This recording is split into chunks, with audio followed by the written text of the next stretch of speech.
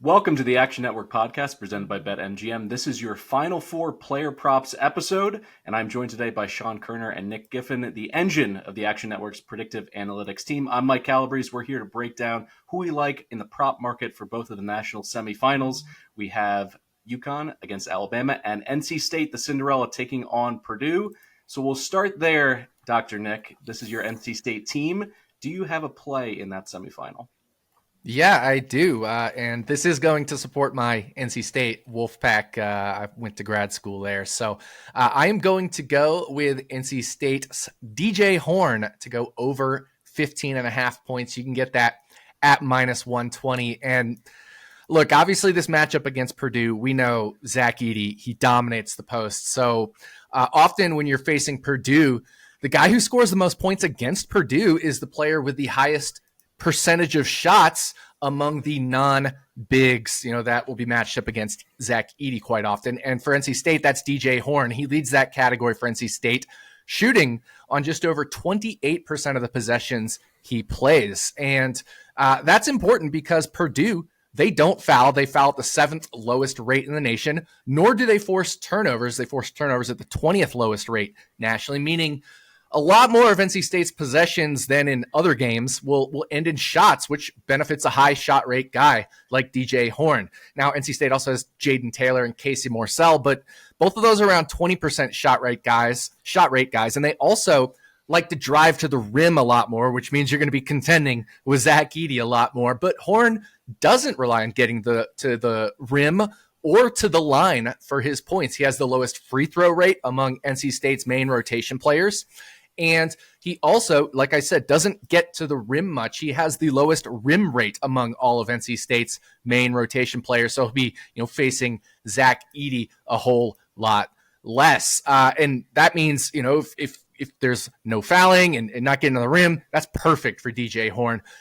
Also, if we look at the other DJ Burns Jr., right, he's going to be the guy who he always lines up inside, right, whereas Diarra, the other big, often is out on the wing looking to take some threes.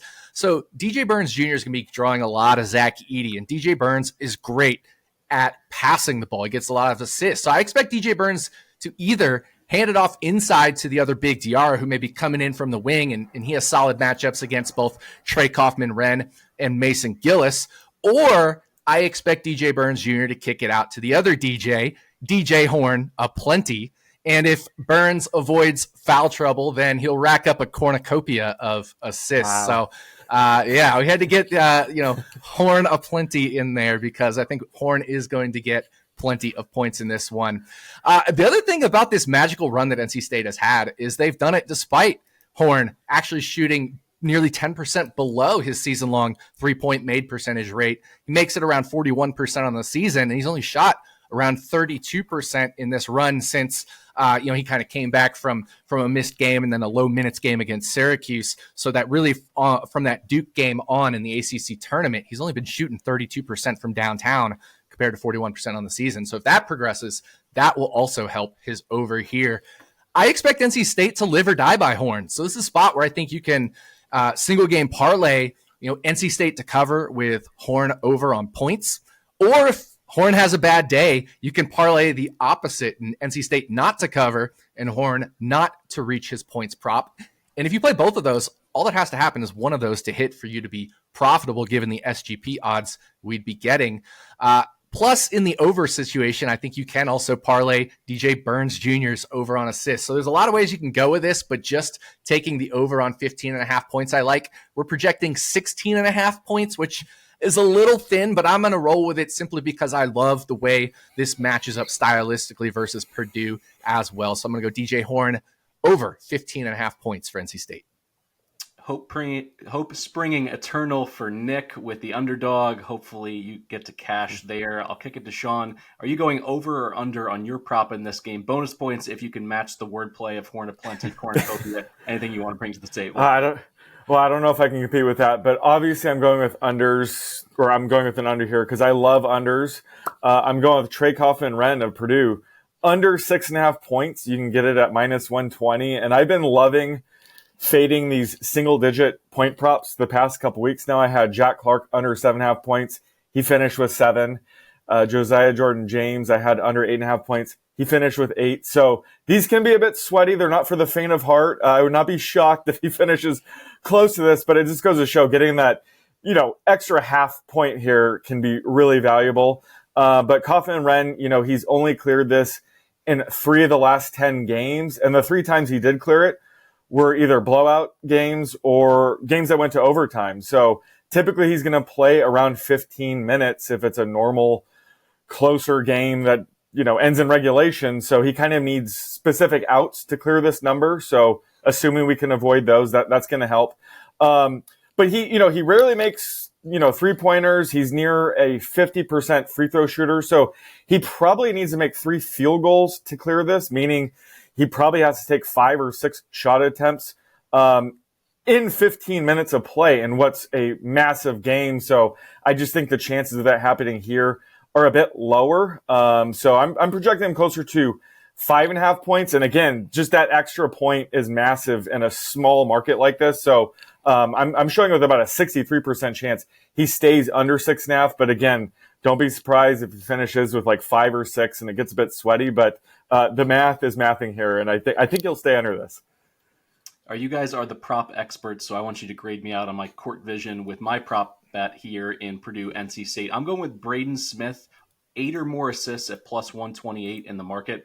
And here's like some of the top, items for me in terms of being on the over on this. He finished second nationally in assists per game this season. He crossed 8 or more assists in 18 of his 35 starts. So I think right from the get-go, the juice here is a little bit too good to pass up.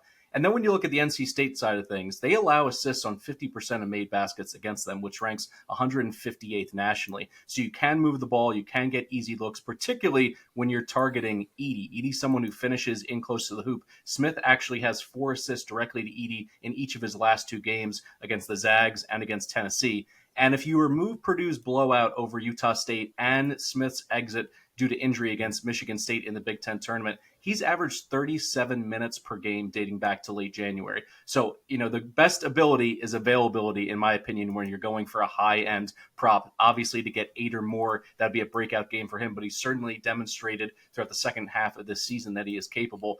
I'll kick it to you first, Sean. Do you think this is a little too much to ask against an NC State defense that actually hasn't been burned by elite point guards? Even Ziegler from Tennessee earlier in the season just finished with 8. That was one of the high water marks of a point guard dishing out assists against them. Do you think this is properly priced, or am I getting something that's a bit of a value? No, I think you're certainly getting some value here, especially with plus money.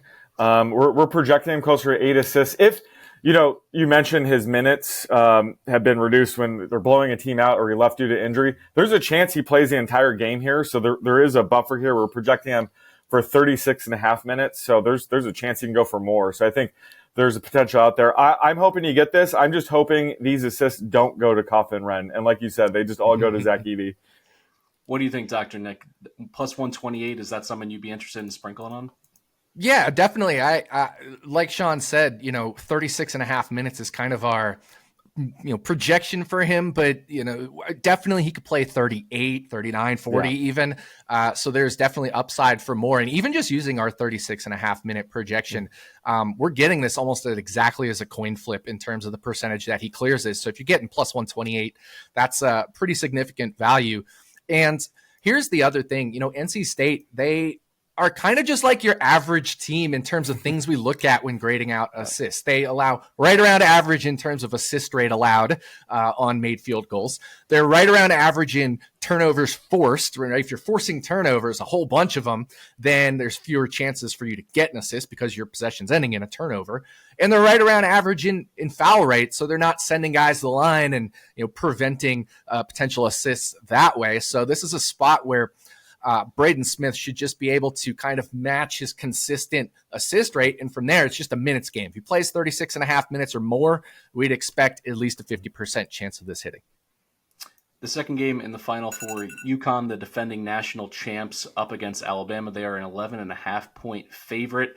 Other than them missing their flight and having, some issues getting over to Phoenix, it seems like it's been pretty smooth sailing for them throughout this NCAA tournament. Just don't ask their coach, Hurley, because he thinks that the committee was out to get them, that everybody wants to see them lose. They've played like their hair's been on fire the entire time, blowing teams out, going on 30-0 runs. Just an incredible performance for a team that looks hungry to repeat, not one that's coasting, resting on their laurels.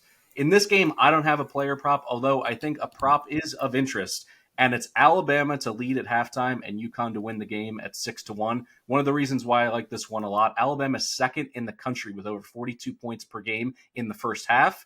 UConn leads the country in second half margin at plus 8.4 points per game in the second 20 minutes. So I could see a similar game script. If they get 6 or 7 threes go down for the Crimson Tide in the first half, build up a 5 or 6 point lead, and then Alabama just tighten the vice grip in the second half, lean on their elite defense, particularly inside the arc. And the way that they run sets, they're made for, half-court basketball, critical possessions, the stress and pressure of those moments late in games. So I think there's a better chance of them putting Alabama away late than necessarily them coming out and blowing them out right out of the gate, because this really is the three-point variance game of the entire tournament. Alabama is going to shoot 30-plus in this one. So I'll ask you this first, Nick. I'm not sure if you have a player prop on this game, but do you target like the three-point ladders in this one? Because you know that Sears and a lot of their perimeter weapons are just going to put up a ton. So why not potentially look for a 3 or 4 in the market as opposed to what their set number is?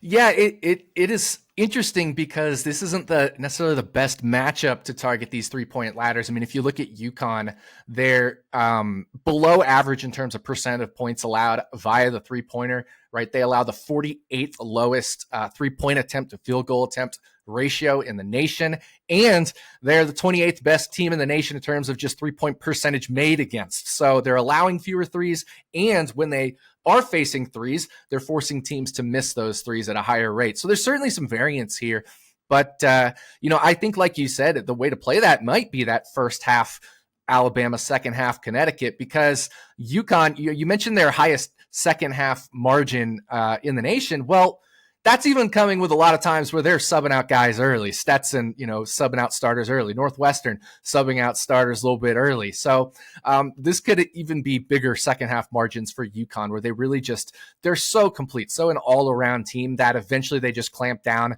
and they impose their will on their opponents. So I'm staying away maybe from the three-point ladders.